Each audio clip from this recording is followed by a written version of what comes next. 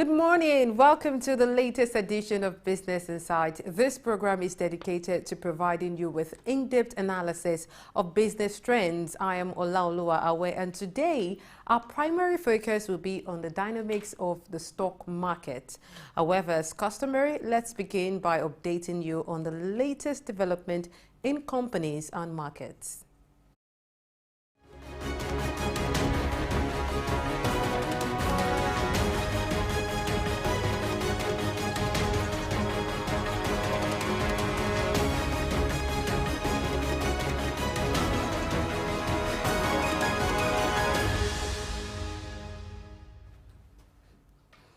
And yes, welcome to the business news on Business Insight. I am Olaoluwa Awe. Nigeria, Algeria and Egypt are expected to be the major players in supplying natural gas and liquefied natural gas (LNG) in Africa between 2023 and 2027. According to the African Energy Chamber AEC State of Energy in Africa report in August 2023, Africa's natural gas supply for 2023 is around 25.5 billion cubic feet, which is a 1% increase from last year, but the supply could grow by 7% to 27.4 billion cubic feet by 2025, and in 2035, a 65% growth to 41.6 billion cubic feet.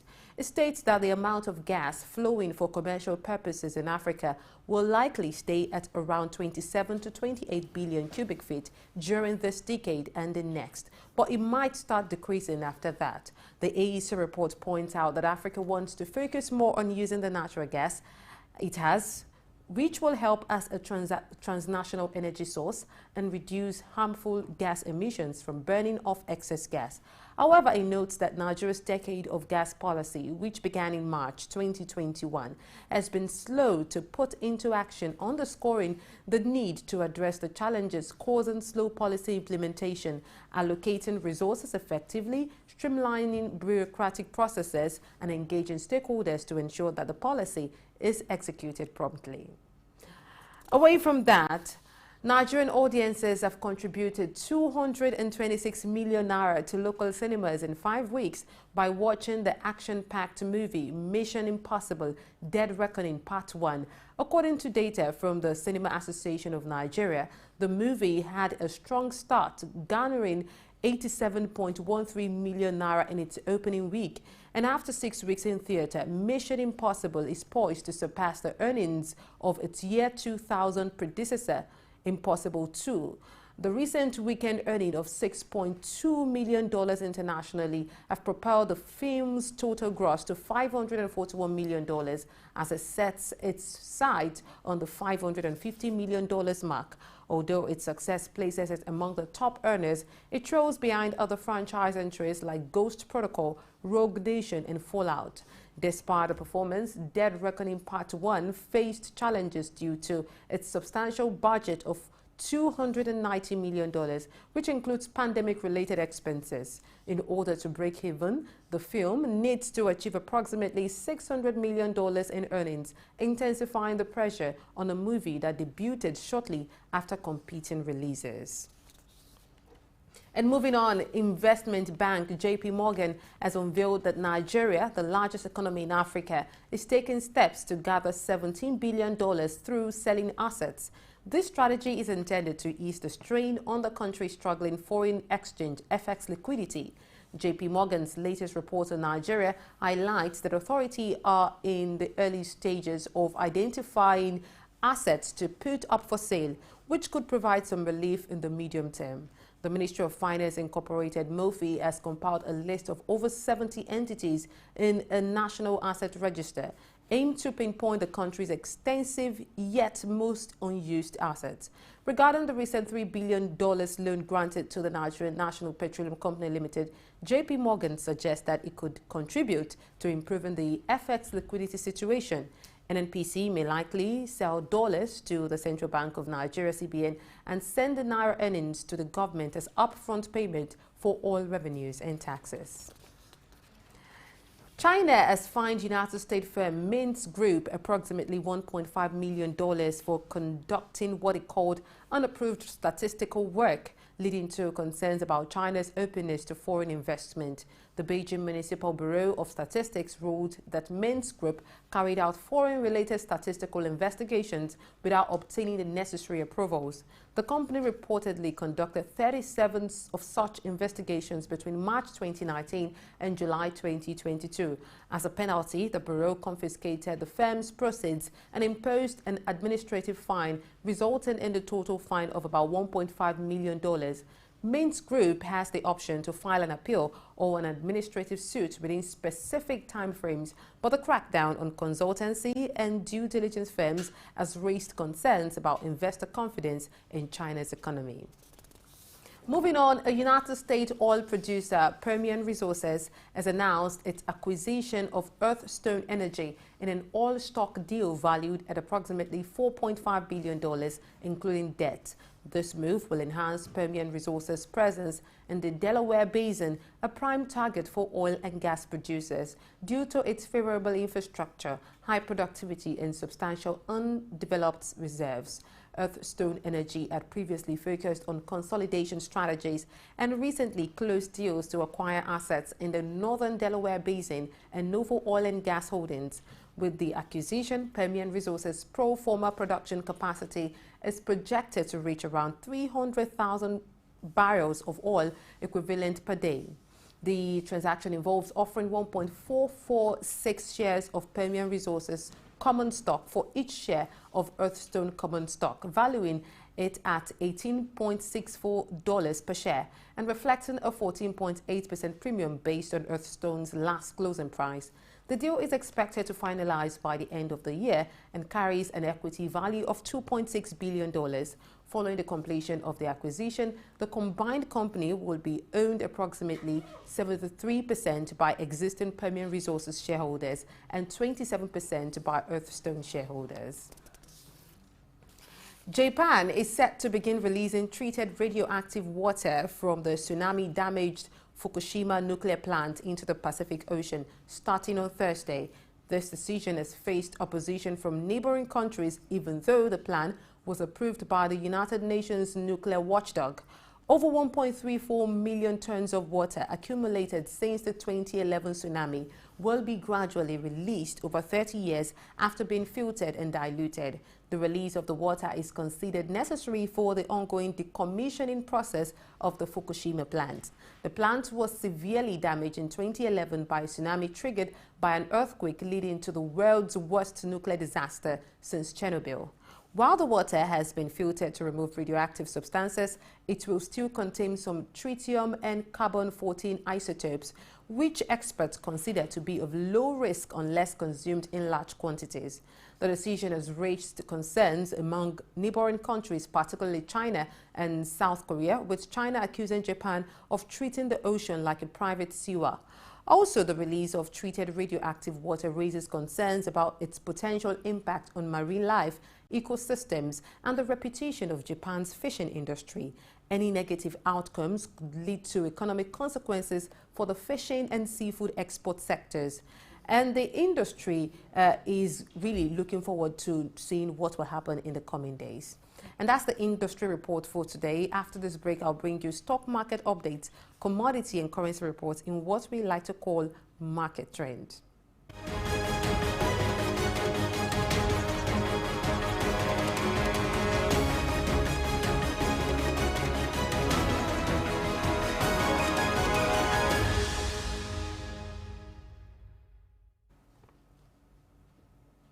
And welcome back to the market sector of the business news. I'm Olaoluwa Awe.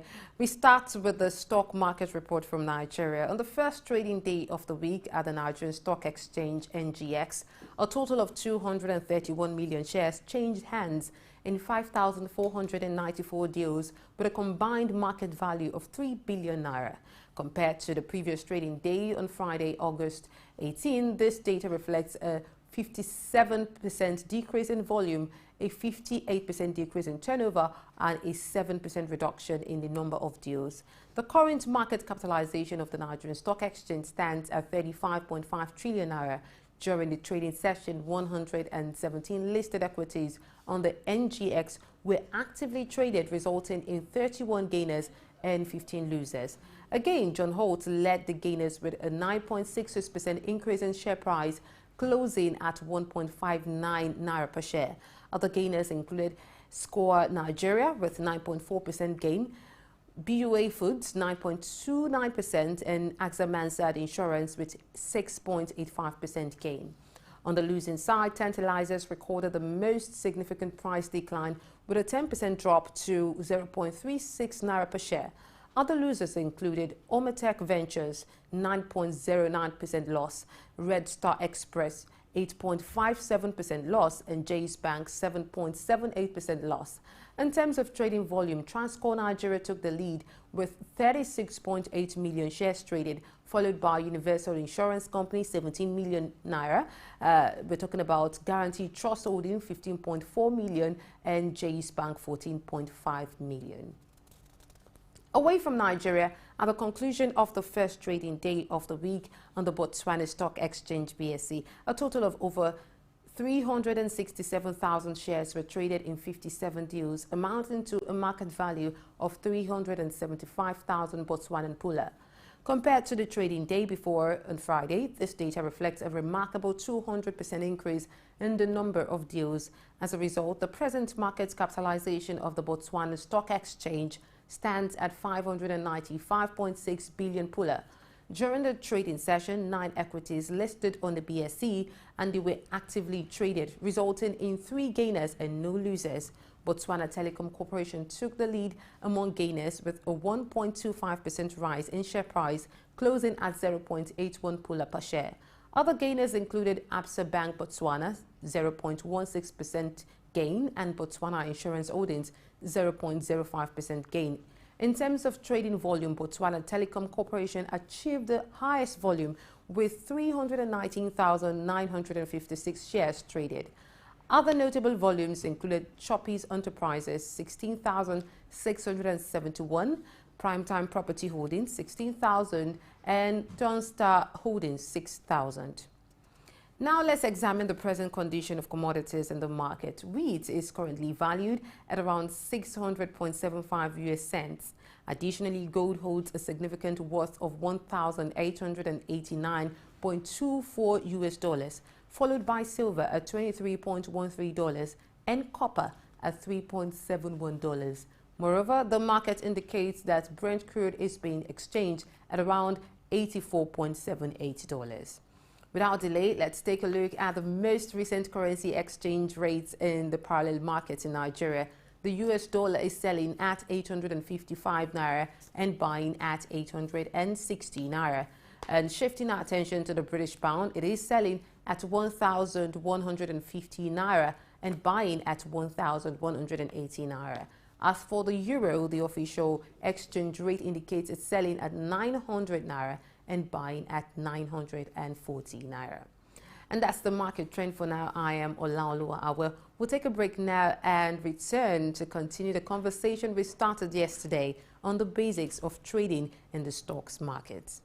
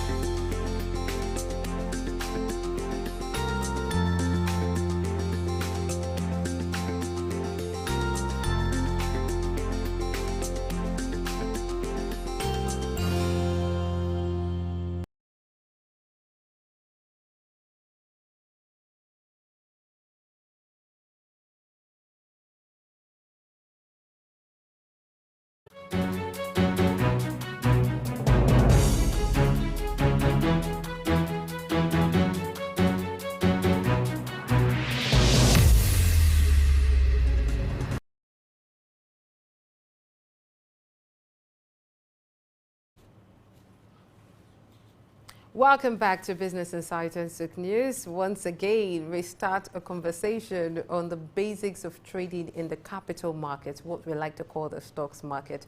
We started this series yesterday with Jimo Latif, and we were able to go through what exactly is stocks, how do you even venture into the stock market. We're able to provide meaning to some basic capital market terms, like liquidity and so on and so forth. But today we want to focus on the types of stock, and we also want to talk about all the other things you need to know if you want to venture into the capital markets, which they say is very lucrative, by the way. But doing that with me today is a man with over 30 years experience in the capital market in Nigeria.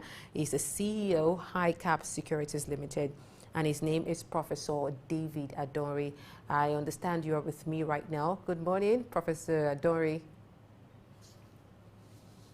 Thank you very much. Good morning. Yes. Very happy to be with you. Thank you very much. We are excited to have you on the show today. For a good number of Nigerians and world citizens all around the world that want to venture into the stock market, let us quickly talk about the types of stocks they have, the options that they have in the capital market today.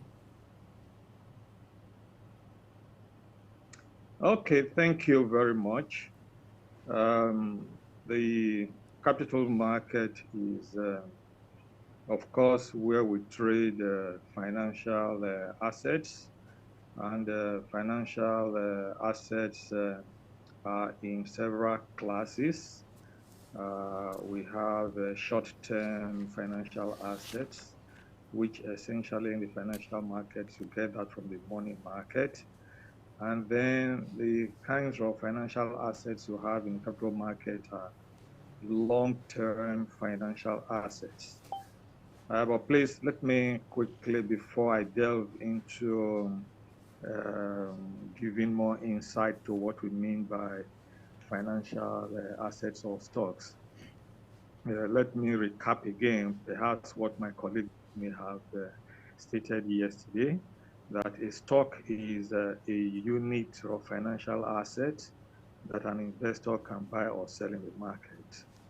And an asset is an investment that is procured from the capital market with the intention of earning returns over time. And so, like I said, that the stock or capital market handles long-term financial instruments, but they are basically divided into equities and debt. In the equities, investment financial assets where an investor has a claim to part ownership of the assets of a company that issues the equity security. And so in the equities area, you hear of the ordinary shares, which is also referred to as common stock. And so when you invest in ordinary share, it means that you are part owner of the company that has issued the ordinary shares. And so at the end of the day, if the company makes profit, you will be part of those who will share in the profits made by such a company. And the profit is, when it is distributed, is called a dividend. On the other hand, the other principal type of financial instrument that we have in the stock or capital market is debt. And so debt is a unit of financial asset that arises from the creation of, or rather from the borrowing of funds from the investing public by an issuer or a borrower. and then the quantum amount that is borrowed is broken down into units, which we refer to as bonds in the capital market. But in between equities and bonds, we have a hybrid instrument called preference shares. And so preference has the some of the attributes of debt and some of the attributes of equities, in which case you can have a preference share with a fixed return, what we call a fixed interest on the investment, but Okay, whereas it is so not Professor Adori, redeemable before you go any like a further, bond. let me quickly engage you on the bonds, which you said is related to the debts and is also a kind of investment for those who care to know about this. Can you just tell us how this works? You buying into a company's debt, how do you make money from that? Okay, now when a company or a government wants to borrow from the investing public, the company or the government issues a financial security called a bond, which becomes a title document that is given to the investors and evidence of the borrowing from the investor by the issuer. The issuer can be a public issuer like a government or a private or a public company. And so if such a bond is issued in the primary market, an investor can subscribe to it in the primary market, that is, buy some of the bonds. They are broken down into units. Okay. And usually a unit of bond is about 1,000 naira, and that is what we call the par value at issue. And when the bond is issued in the primary market at the first instance, and it comes with an interest rate, that interest rate on that bond is called the nominal yield. Take, for instance, the federal government is borrowing from the investing public and issues a 10-year bond at an interest rate of 10%. So that means that if you buy 1 unit of that bond, which is 1,000 naira, in a year, you will be earning 100 naira as interest on that bond. And therefore, the yield on that bond will be 100 naira or 10%, which we call the nominal yield. But however, when the bond is transmitted to the secondary market for trading, the price, the par value of that bond can change. From 1,000 naira, it can increase beyond that 1,000 naira per unit, in which case it can be selling at a premium, let us say at 1,010 naira, or it can be sold at a discount. The price can fall in the secondary market, and therefore it can, for instance, sell below 1,000 naira. The par value can sell at, let us say, 980 naira per unit. Yes, Professor So Adori, before we move away from bond, you mentioned the primary markets and the secondary markets. Since this class is for the people who want to learn the basics, in this case, what is the primary markets and what is the secondary markets? Okay, generally the stock market is made up of 2 markets, the primary market and the secondary market. The primary market is where fundraisers or fund users in an economy, generally governments or private companies, go to borrow funds from the investing public. And so when they borrow the funds, they issue what we call securities, which is a documentary evidence to the investor that they have borrowed the money from. That is in the primary market. And so when the investor subscribes to the primary market issue and pays the appropriate amount for the quantity of bonds the investor is buying, the money goes to the fund user, either the government that is raising the fund or the corporate enterprise or company that is raising the fund. That fund is applied by government or the company to acquire their assets, their fixed assets, with which they generate productive employment and create wealth for the economy or for such enterprises. So that is what happens in the primary market. So the investor who subscribes in the primary market has the shares or the bonds within. But however, if that investor needs liquidity for his money, that is, the investor needs money at all costs, and so he wants to convert the shares to cash, to sell the shares, that cannot be done in the primary market. And that is why the secondary market has arisen, where such unit of investment or bonds can then be sold to another investor. That secondary market is called a stock exchange. And so the investor who bought from the primary market can then go to the stock exchange to sell to another investor.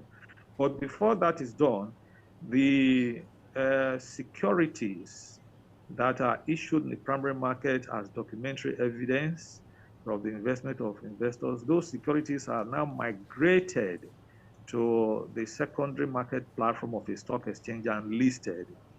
And so once it is listed on the secondary market platform, any interested investor can then go there to buy from an existing investor who bought from the primary market. And subsequently, the investor in the secondary market who bought can also sell to another investor in the secondary market on the stock exchange. So the primary market is therefore where the stocks arise, but migrate to the secondary market, which is the stock exchange platform. Thank you very much, Professor Adori. At this juncture, I need to bring in Latif Jimor. He's with me here in the studio. Welcome back to Business Insights. Good morning.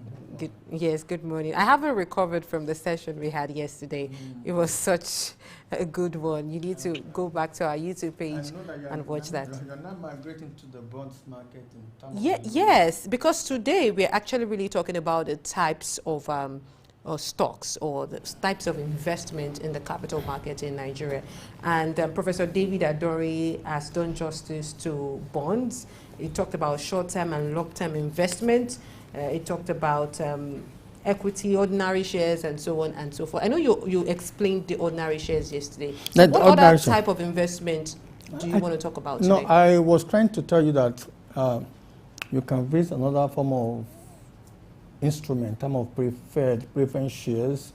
I talk about convertible loans, and I think he has talked about a loan stock now in terms of bonds. The bond is still a loan stock. There are financial instruments that are being traded on the market, and I can see I don't just in terms of the primary market and the Tokumbo market. You know, we call the secondary market Tokumbo shares market because the first market, which is the primary market, where the fresh issues of capital are being traded.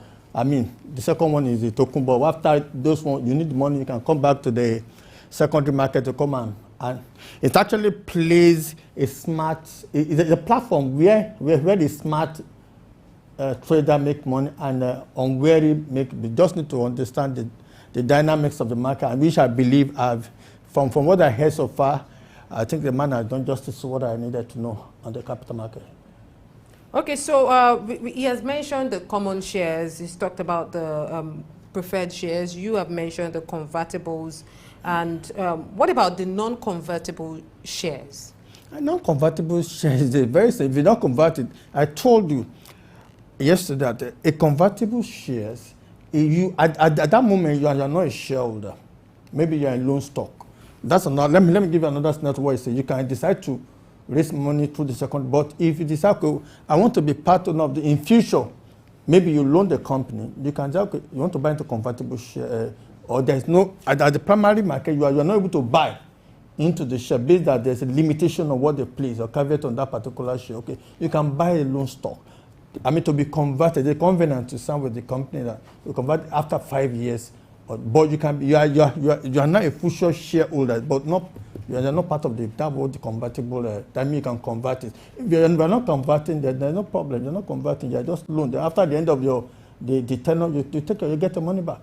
Now, let's also talk about employee stock options. You know, do we practice this in Nigeria? You know, yeah, if you talk employee stock options, it's a kind of remunerations to the employee. Not really remuneration, but the kind of that you want a share. At that moment, you can take up your option at that. Maybe you buy into at the end of there's an amount they remove from your salary for this option. Option means that you have the right to exercise for option or you don't want it. You understand? This option gives you right, a financial instrument like other future commodity, under future, you can trade an option. Okay, at the end of the contract, during the contract, you can say after 2 years. So whatever you want to do, option just give you a right to own anything you want to convert to. At the end of it's just an option. That's the truth. Yes, now let's get back to Professor David Adore, who is still joining us via Zoom. So there's this word that they use a lot in the capital markets. It's called ETFs. Could you please explain that and the relationship between that and the investment options we have been talking about? Okay, thank you very much. ETFs stands for Exchange Traded Funds. So exchange traded funds are more or less like quasi-derivatives and not the classical derivatives anyway, but they are funds that are structured to mimic the attributes of some underlying financial instruments. And so a fund can actually be structured to reflect the attributes of a basket of securities. For instance, on NGX, we have the NGX 30 index funds. And so such a basket of securities can then be aggregated into an index. And so that is why ETFs are generally referred to as index funds investment, because a lot of them are structured on stock indexes. But ETFs can be structured on several other commodities. For instance, on NGX, we have the new gold ETF. The underlying instrument is gold. And so it tracks the price movement of gold. You know, so at the end of the day, what does the ETF do for the investor? It is a means for passive investment, especially for retail investors who do not have the capacity to essentially manage their shares or investment actively. And so they can hang onto an index which constitutes such an ETF. So for instance, on NGX, we have about 12 ETFs that are structured on various underlying securities, from equities to debt and so on. So at the end of the day, so what happens is that the investor enjoys the average return on investment based on the returns of those underlying assets. So ETFs are not structured to beat the market like any other fund, like mutual funds, but they are structured to replicate the character of the particular underlying assets in the market. So like I mentioned, they are instruments usually meant for passive investors in the capital. Yeah, thank you very much, Professor Adori. Now, let's talk about some other technical terms in trading. You have things like the limit orders, the stop orders. You have things like the bid and ask prices, you know, the buy and sell orders. Could you please throw more light on how this works? These are technical jargon that we use in stock market, in terms, especially when you are trading on an online platform. The bid price, how much are you bidding for that particular being bidded there? How much are you trying to trade for it? There's a way, if you're using technical analysis, you know, how much you want to get into the market with. At what price are you going to bid it? And people that want to take up the bid will give you the, though there is this, there's a price mechanism anyway in the stock market that are being used to trade in this stock exchange instrument. Then stop bid means that, okay, you will have, we call it stop loss or take profit, that you are, okay, you have limit your loss to certain things, to certain amounts. Okay, if you are invested and you are trading, in case the loss gets to this particular, please cut it off for me. It's an hedge, you call it hedging. You're trying to hedge your fund, because if you don't do that, you may wipe up all your capitals. So what you need to do is, if you know that the trade is getting all the way for you, okay, let me manage my risk. Okay, if I lose like 5 naira or 10 naira, please cut it off. So when definitely you have already instructed the platform to cut, or you have placed that thing on the instruction to the whoever the stop. When I'm losing this, please cut it off. You can take your profit, because if like you are a day trader, okay, when I made my 5 or 25 naira or 25% or 5% growth in my shares, please take my profit for me. I can now re-enter using that instead of taking it for a long time, because taking it for a long time, there's a risk attached to that too.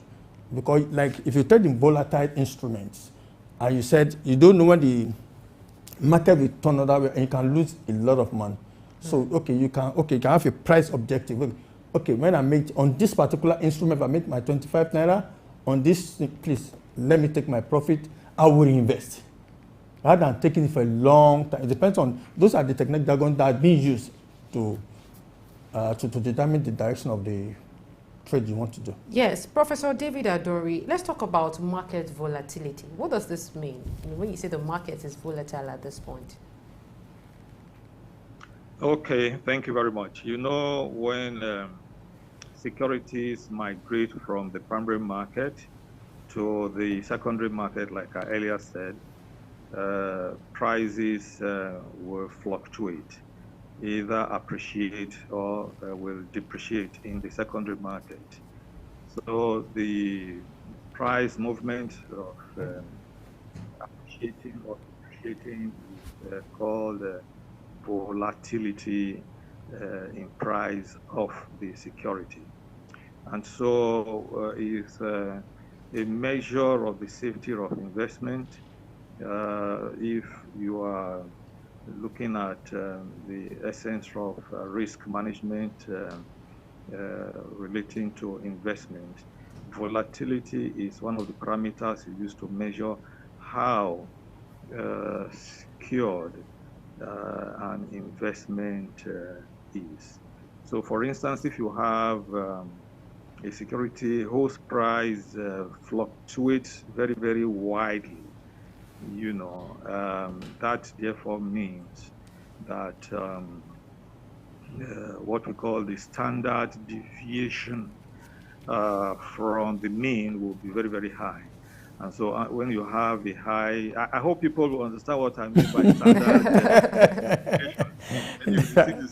Very technical, I agree. These are technical terms, I think it's a little technical. Very well. Let me not dwell too much into that. So, So well, let me just use basic exactly. description. Yeah, that when the price changes away from the price at which perhaps the stock was listed in the secondary market widely, then such a stock is very, very volatile.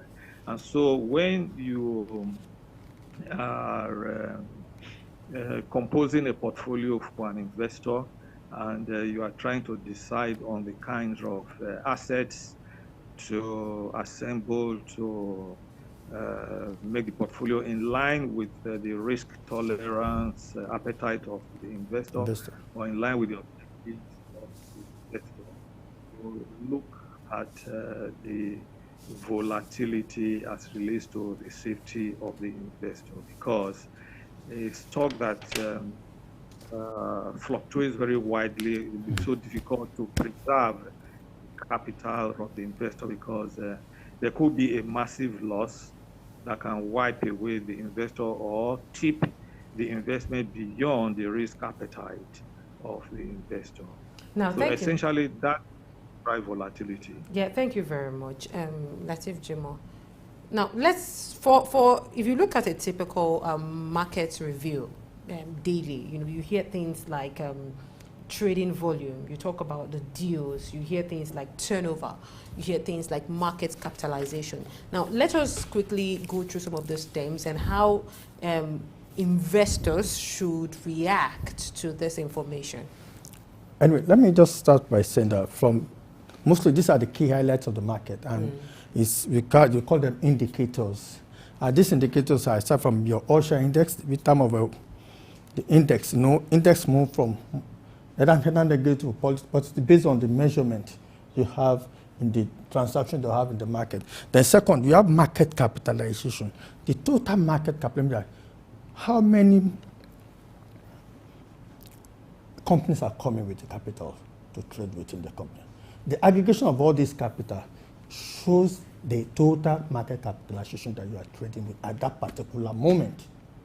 And it shows how well people are actually trading on that particular fund and that particular investment and instruments. So that's market capitalization. The aggregate amount that have been traded on the stock exchange. Are you getting it? Then the next one is the volume. We talk about, we have the volume of the transaction. This is the volume in terms of one, is a counts. Every counts. Okay, I'm trading 100.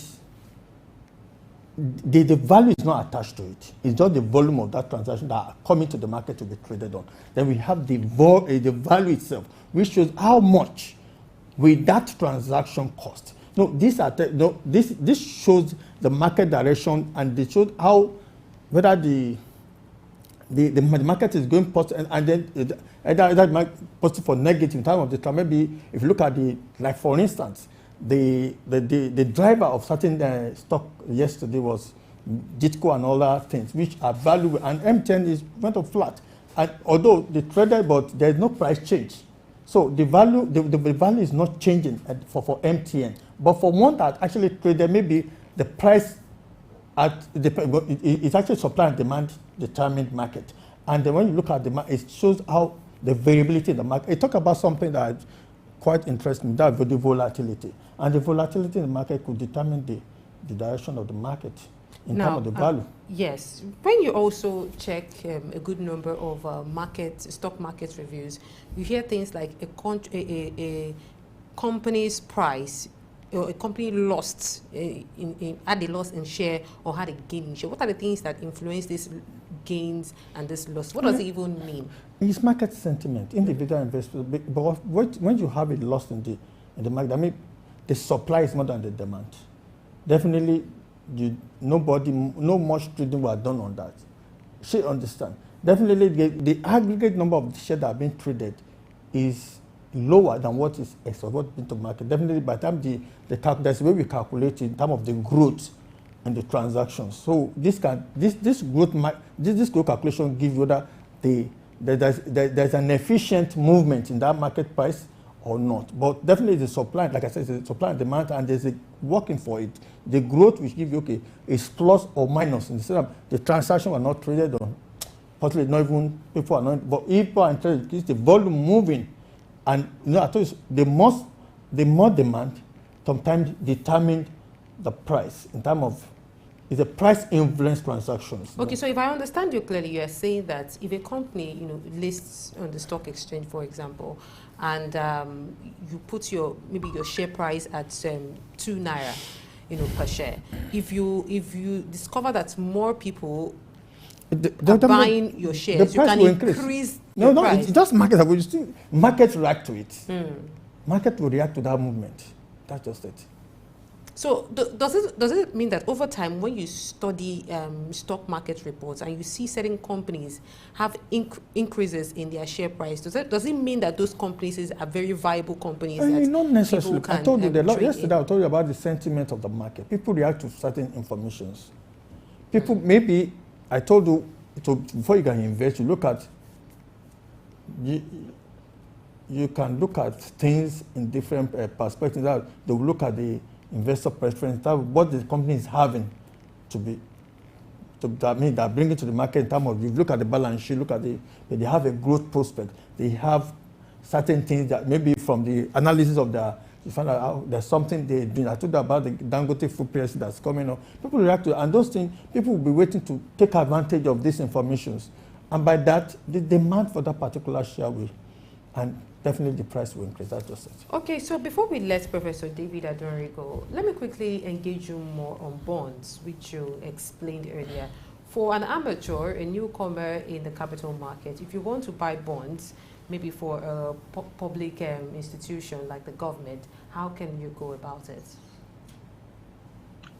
Yeah, the investing in bond is not different from investing in equities in terms of how you proceed to buying or even selling, because after the issuance in the primary market and listing in the secondary market, the bonds are available for trading. So any investor who wants to buy and who already has a CSCS account with his stockbroker just would have to give an instruction or a purchase mandate to the stockbroker.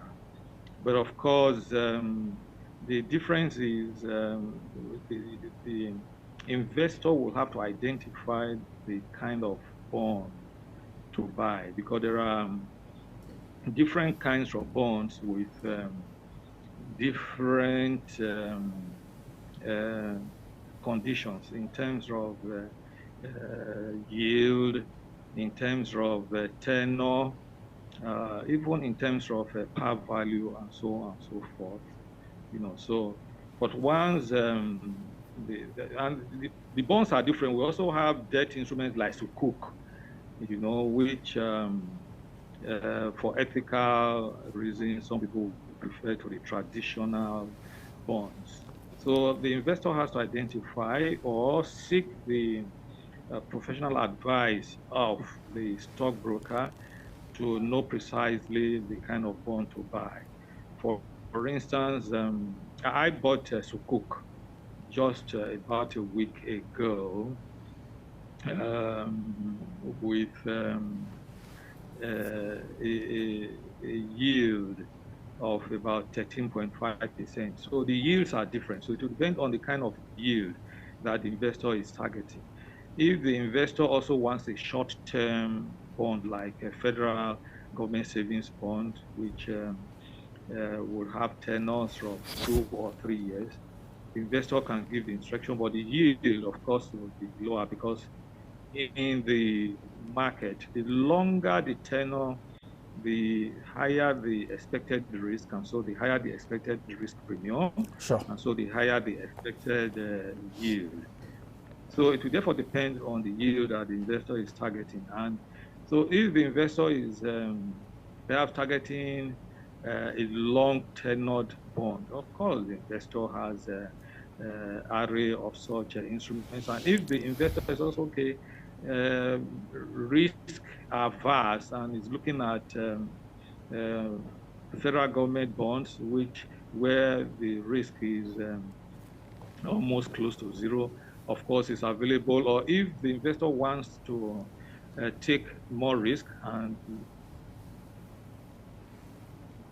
bonds or subnational bonds, or even we have Euro bonds, depending on the capacity of the investor. If the investor has a lot of hard currency, Thank you. of course, Thank you very much, Professor David Adori.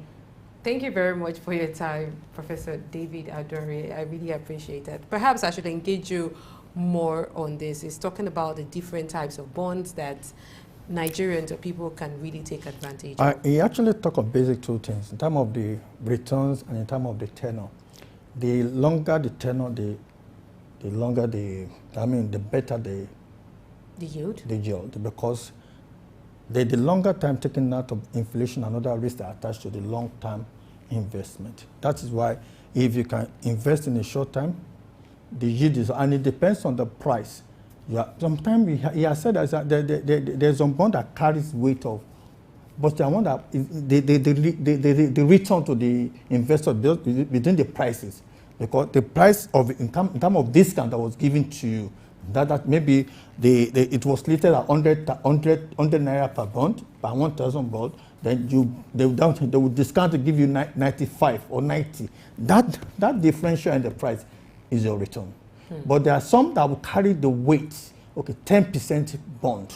Like I got to most of these instruments, like loan stock preference, they carry weight of what the return will look like. Apart from the capital appreciation, talk of the return itself. And we're talking about it, like that's why they are different from equity or ordinary share. Ordinary share carry the risk of the company in the sense that we invest in ordinary, all the payment, all the dividend will be paid to other class of shares before you are given. Wow. That's one thing, because any amount that remains what is left for the ordinary share, because we assume they are the owner of the company. But preference share, they just prefer. So let me buy into preference share, let me buy into convertible preference share, let me buy into convertible loan stock. Because that's why people want to be part of the company. Because the right that the ordinary shareholder has, in terms of equity, preference share does not have it.